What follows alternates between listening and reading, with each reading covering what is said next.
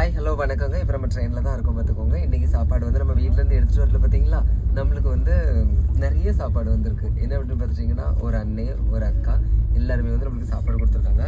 அண்ணன் வாங்கி கொடுத்தது பூரி, அப்புறம் வந்து என்னோட நலம் விரும்பி இருக்காங்க பார்த்தீங்களா, அவங்க வந்து களி உருண்டை கொடுத்தாங்க பார்த்தீங்களா அது.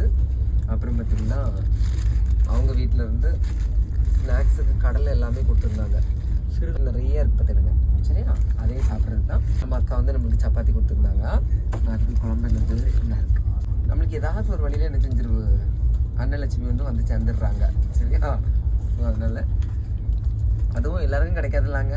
ஸோ அதனால் எப்போவுமே போகிற போக்கில் நிறைய உறவுகளை நம்ம சம்பாதிக்கிறது ரொம்ப ரொம்ப முக்கியம். சரியா, ஸோ அதனால எல்லாருமே நல்லா அனுசரித்து எடுத்து வாழ்க்கையை கொண்டு போங்க. அதெல்லாம் கொண்டு போயிடலாம், ஆனால் இதுதான் பிரிக்க முடியாது. ஆனாலும் விட்றது கிடையாது, பிரிச்சிருவோம். அப்புறம் அந்த நல்ல உறவுகளெல்லாம் நீங்கள் ஒருக்கா பார்க்குறீங்களா? அப்படியே திருப்பி காட்டுமாக்கா. Hi hi hi hi. ஒரு ஹாய் சொல்லி பிளாக் உணவு நன்றி. ஓகேங்க. இன்னைக்கு வந்து ஒரு புது விதமான அனுபவத்தை வந்து கடவுள் கொடுத்துருக்காரு.